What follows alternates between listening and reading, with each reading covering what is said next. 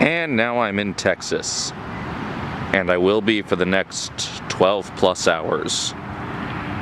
This'll be a fun drive of longness.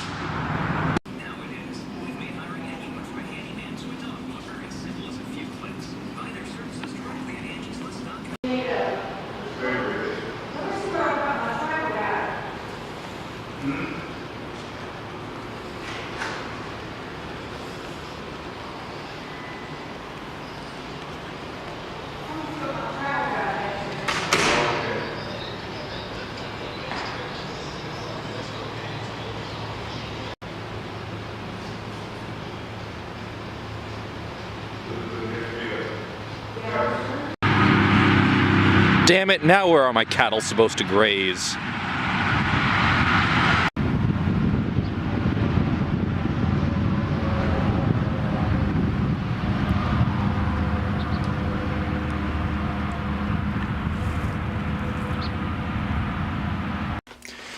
So I basically spent all day yesterday driving through Texas.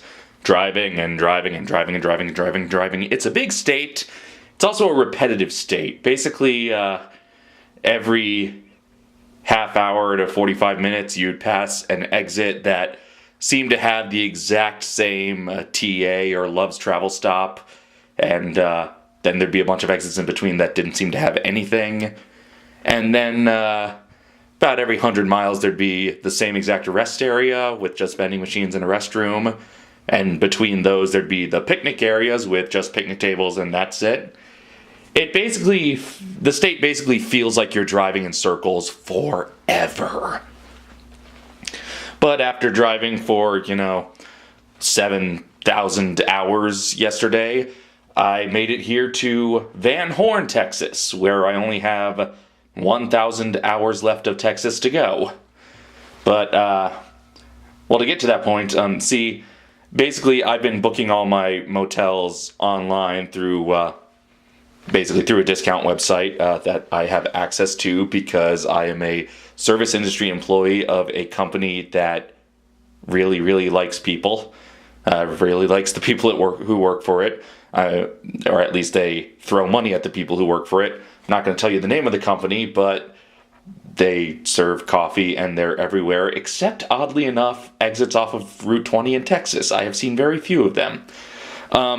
Point is, they have this discount service for all sorts of products for its employees, including motels, and I've been booking through their website, but since I am one of those old fogies who does not have a smartphone, I basically have to pull over somewhere with Wi-Fi and use my laptop to book motels each night, and it took a long time to find an exit that had a place with free Wi-Fi anyway.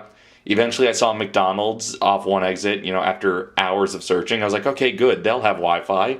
They had Wi-Fi, they didn't have outlets, so my laptop battery died faster. Well, their Wi-Fi was really slow, so my Wi-Fi battery died before I could book the motel.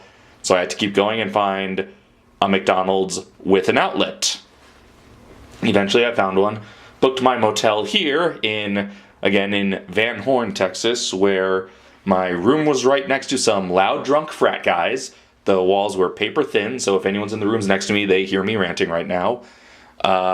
The toilet would, run for a long time after flushing, so you just hear water running. And of course you'd hear water running from the other adjoining rooms.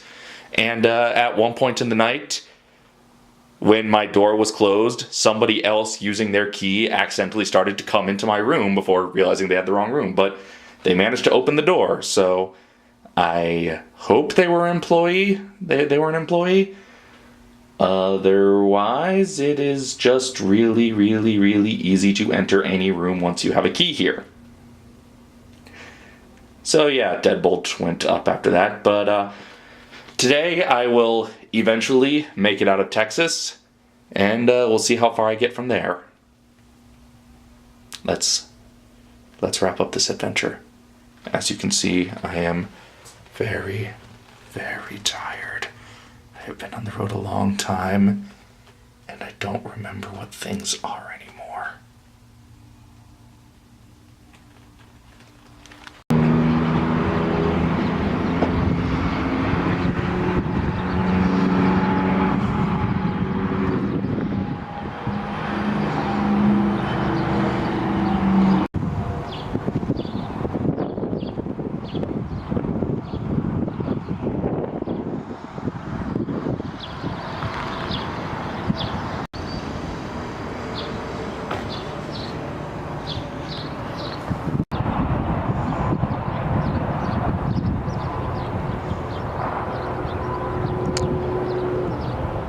know, most of Texas may be empty, but there sure are some pretty things off in the distance under the really, really, really gray sky.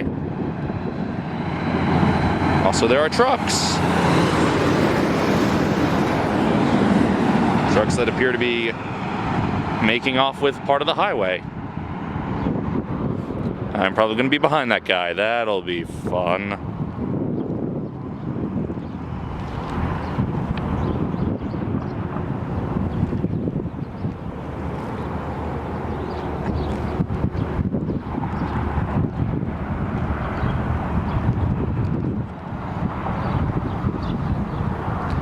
Maybe I'm already in Cars Land.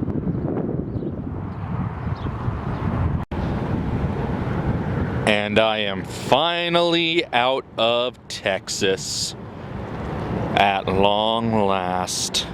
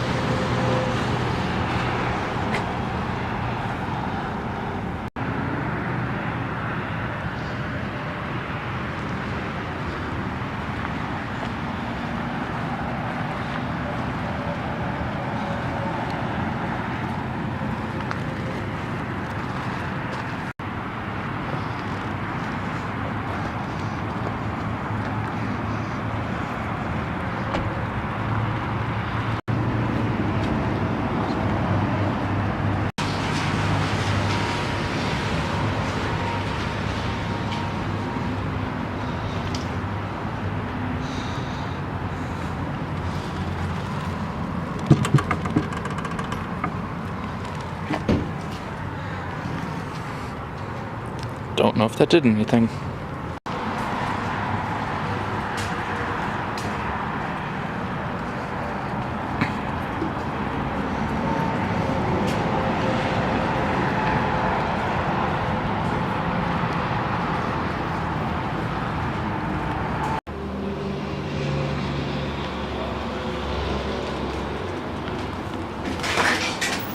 Excuse me. Right.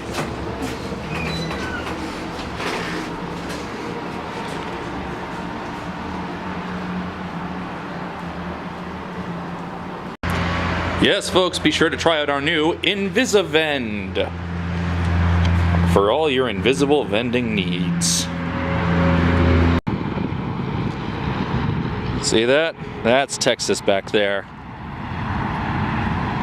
For the past 24 hours, most of the exits I've seen have looked exactly like that, except even less populated. Even fewer stops. A couple times I'd passed through a city that had like an actual outlet mall, and I've never been so happy to see plenty of chain shops and chain restaurants that I didn't actually care about, just because it showed that there were people nearby. But for the most part, it's just been a bunch of that. I'm sure Texas is a lovely state to live in when you actually get to the habitated parts, the parts people are actually living in. But Texas along I-20 and I-10, some nice scenery, but mostly a whole lot of nothing. Let's see if New Mexico fares any better. Well, I'm here at the Continental Divide, which to me is just sad, because I think we should be trying to unite the continent, not drive it apart. As you can see, this building has evolved to make itself look like a gas station to lure in unsuspecting tourists.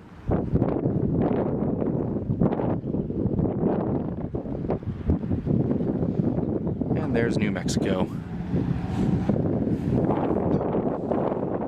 it's similarly empty to Texas, but not nearly as large as Texas, and not hitting you overhead with the repetition of the exits. So that's nice. And now I have arrived in Arizona.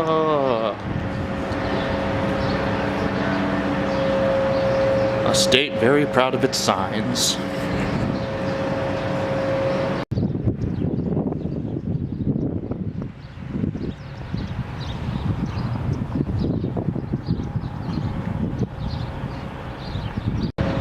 Yes, San Simon.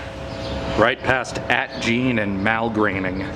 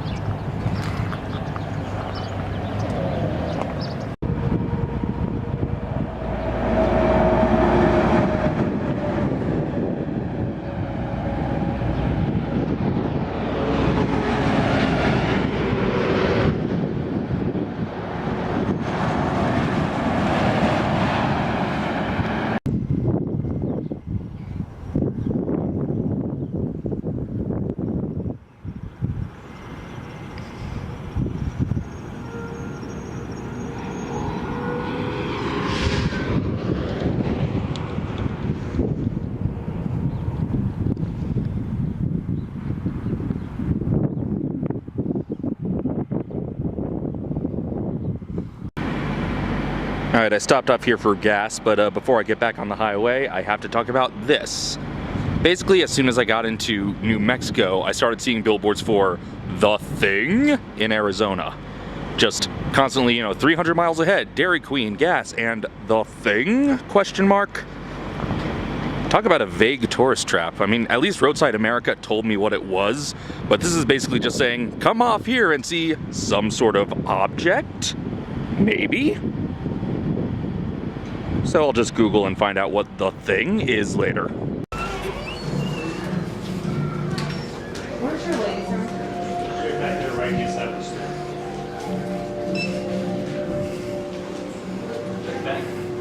No, that's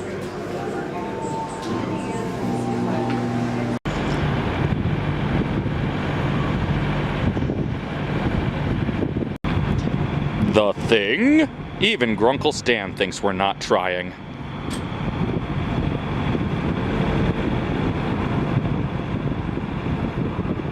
Get your The Thing souvenirs. Tell all your friends after you spend hours trying to explain to them what The Thing is.